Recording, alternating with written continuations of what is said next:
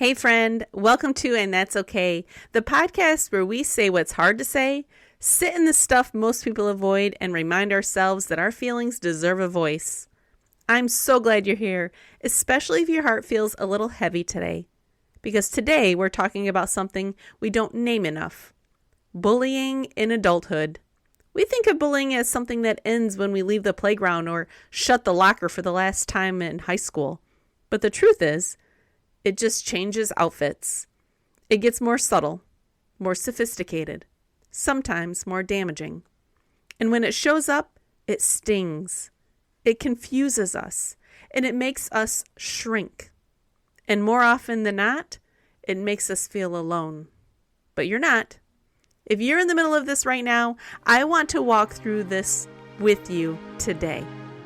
We're going to talk about what adult bullying really looks like, how it affects us in ways we don't always notice, and how we begin to take our power back, one small, steady step at a time. So take a deep breath. You're safe here, and we're going to talk about it. Welcome to And That's Okay, the podcast where we explore the ups and downs of life and remind ourselves that whatever we're feeling, it's for a reason, and that's okay. I'm Lisa Renee Scott, your host and a passionate believer that every feeling matters and every step forward counts. Each week, we dive into real-life challenges, share relatable experiences, and offer actionable steps to help you navigate through it all. Before we jump in, I want to remind you that I'm not a licensed doctor or therapist. I'm here to share experiences and insights that have worked for me and others like me. I don't think I recognized it the first time I was bullied as an adult. It didn't feel like playground teasing or locker room jokes. It felt like the slow erosion of my self-trust. Someone took credit for my work. I brought it up, gently, because that's my intention. And I was told I was just imagining things. The next week in a meeting, I was interrupted every time I spoke. People laughed. Was it a joke? It wasn't funny. It didn't feel safe. I felt dismissed and that I wasn't worthy to even be in the room. I left that job. It took me 2 years to stop second-guessing myself in a new environment. But that's the part we don't talk about, the afterburn of bullying, the way it shapes how we show up, even when we leave the situation. So let's call it what it is. Bullying doesn't end in childhood. It just learns how to blend in. In work settings, it looks like micromanagement or exclusion or the constant little digs that everyone else laughs at, but they land sharp. In friendships or family, it shows up like guilt trips or silent treatments or triangulation, if that's a word you don't know. That is when other people talk all around you, but not to you.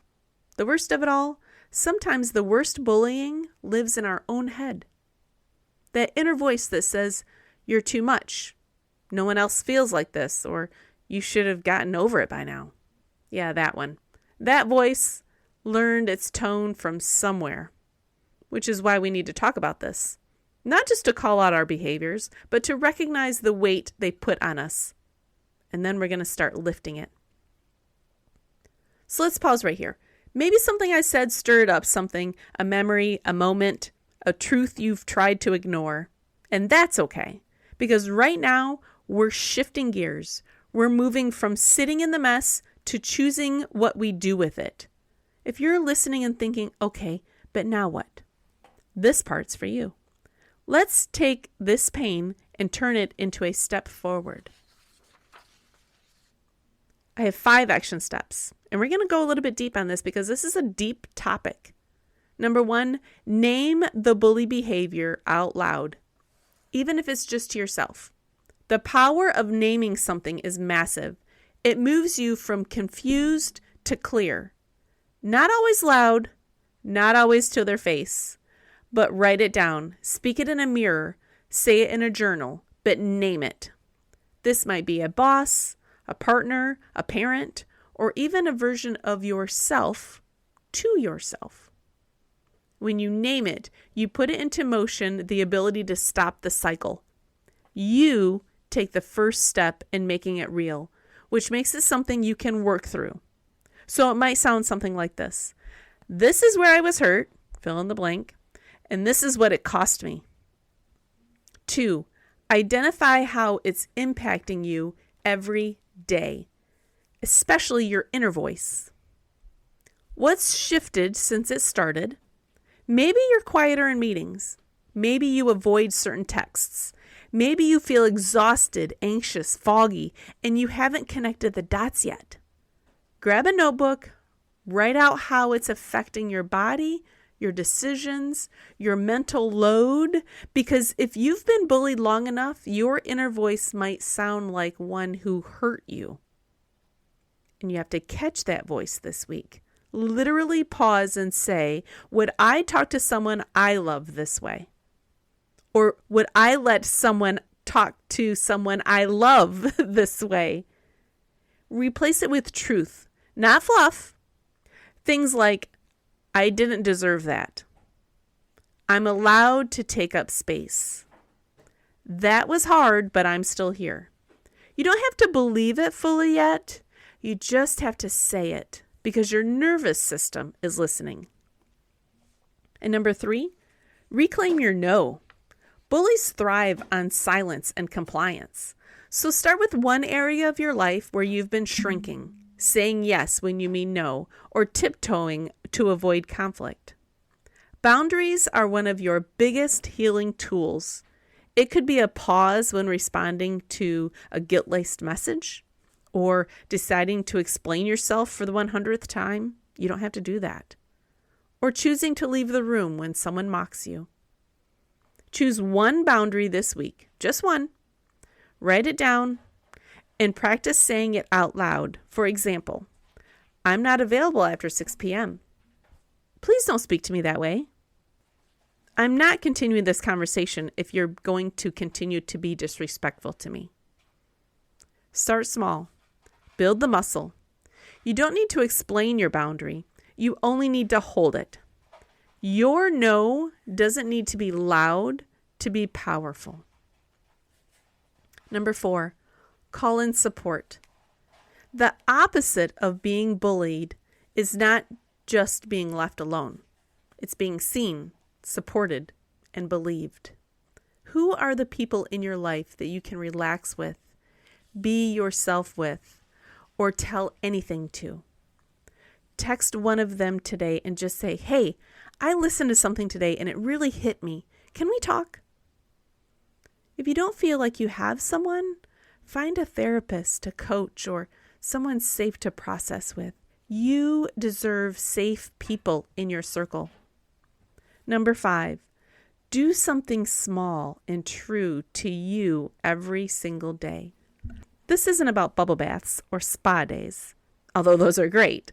This is about restoring your dignity, because when you've been bullied, you start questioning whether your needs matter or if you matter. So let's reteach your body and your mind that they do. Choose one habit this week that honors your time, your energy, or your body.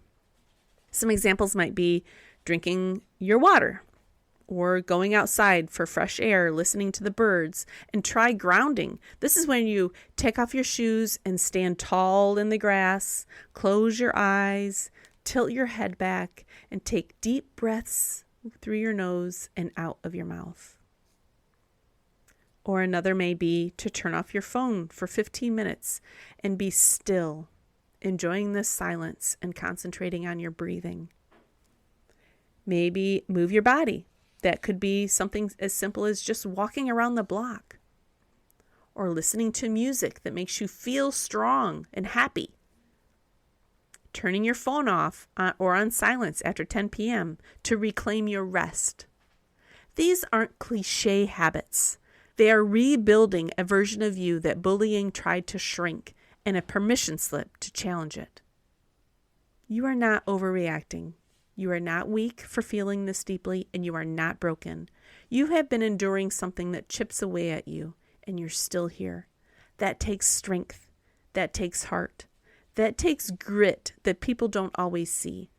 So if all you do today was listen to this episode and say, yeah, that's me, that is enough for today. Revisit the list tomorrow. But I want to recap those action steps.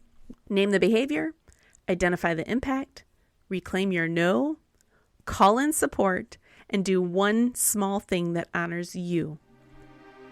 None of these need to be perfect, just real and just yours. The version of you on the other side of this, they are bold, they are clear, they do not shrink. And my friend, you're already becoming them, and that's okay. Thanks for tuning in to this episode of And That's Okay. I hope you found our discussion insightful and that you're leaving with some practical steps to apply in your own life. Remember, no matter what you're feeling or going through, you have feelings, and that's okay. If you enjoyed today's episode, please subscribe, leave a review, and share it with someone who might benefit from today's topic. Until next week, take care and keep moving forward, one feeling, one step at a time.